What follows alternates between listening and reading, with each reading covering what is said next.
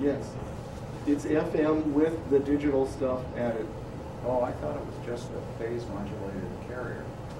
Am I wrong? No, they use what it's your, I don't know, it modulates the FM signal. The bits are modulated. So I think the pulse coding is on top of the FM. Really? Okay. I didn't know I that. think you're right. But the thing is, you can still get quite a distance on the digital as you can. The only thing is, in a mobile situation, you get the down top effect. Don't you get picket fencing too? If you're stationary, I've had really. No. If you're mobile, picket fencing. Yeah, you get more of the down up effect. Or, I've heard it called the Martian effect. Martian or down up effect. Or Oh. yeah, you get dropout. Basically, if you were a TCP/IP, you're getting dropout and you're losing packets. Basically, the part of the computer that's supposed to discriminate and tell you what the signal is attempting to tell you what the signal is, but it doesn't quite sound like voice But if you anymore. run a second antenna on diversity, Oh, diversity? it really does help. Oh, okay. Oh yeah, the 2820 has a diversity antenna. Here's a URL I would like you people to check out. There are military manuals galore, and I mean there's 200 megabyte downloads here of the survival handbook, the radio handbook, antenna handbooks from Air Force, Army, Marines.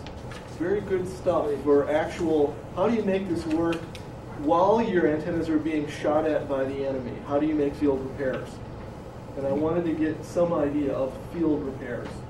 Please don't download too much of this stuff because this is a private individual. I think he's one of those survivalists in Idaho or Montana, but if you do a search for MCRP 6-22, it's on a number of sites. yes, And this guy has the whole thing and Yeah, it's more I've got the whole thing in the house. readily available. Yes, this is good. You want to get the radio handbook too, because but this one's just antennas. So it talks about how to salt the soil to make the ground better.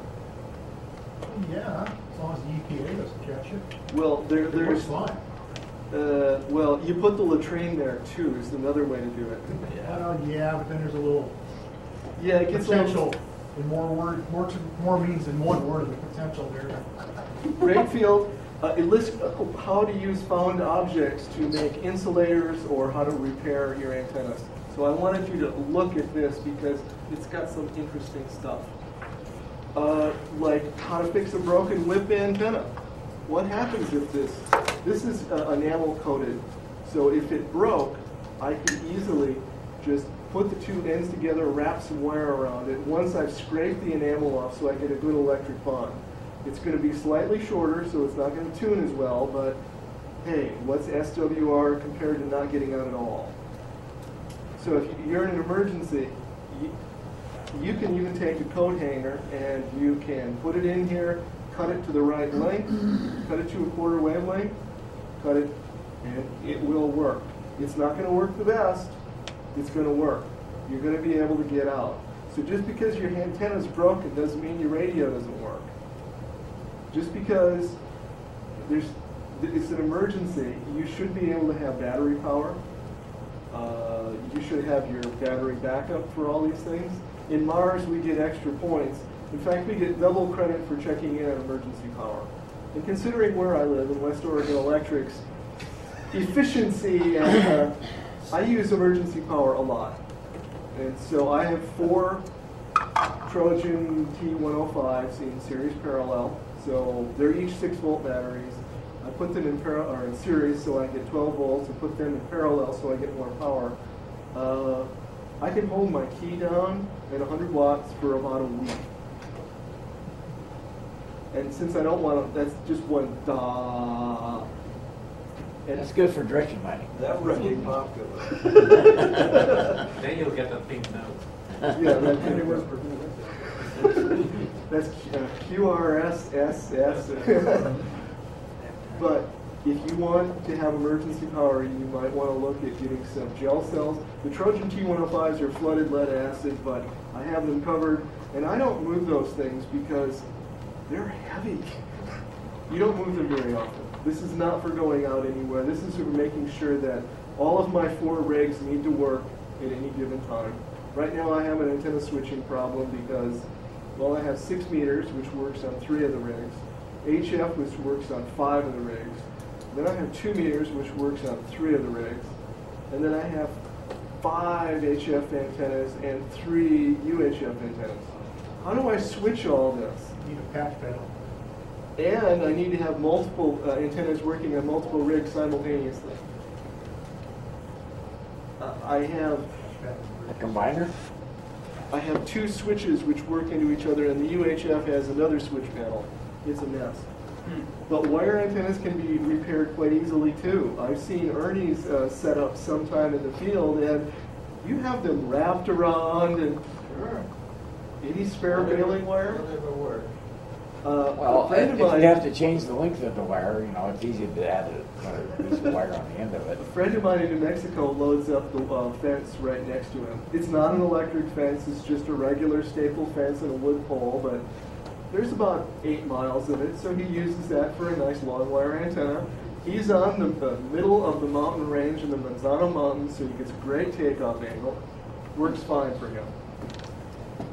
If you want to make your dipole longer, just take some wire, put an alligator lead on the end, clip 2 of those to either end of your antenna, and if I wanted to get on 160, I could add 2 of those, just clip it on the end, and I could be on 160. And once I figure out how long that needs to be, I can cut a piece of wire and solder it on and make it longer. I actually use Anderson connectors. Will they hold through the pressure of pulling? Well, I didn't, it was not on the end. I just added it to the end. Oh, okay. I had the insulator, but I added it, framed the insulator to just off of the angle. Trick to it then. It ain't going anywhere. Let's see. Are we about through by any chance, by the way? We're really close. Okay. Broken insulators, if you have a plastic button or a plastic spoon or even a baggie or a piece of wood. So you came down in a storm and the insulator got broken, tie one end of your wire to a baggie, tie your guy line to the other end of the baggie, and you have an insulator. Used for a plastic water bottle. That too. Guy wires can be replaced by any kind of rope, string, twine, mats. Put up some There you go. 2x4s. There you go. Use a Antenna tree. wire. Antenna rope. And now we're pretty much show and tell.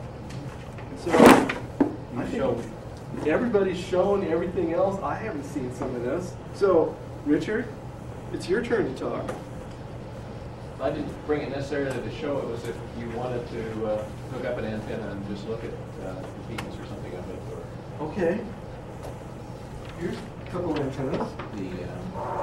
how about the Watch out! Gonna break it! Don't broke, man.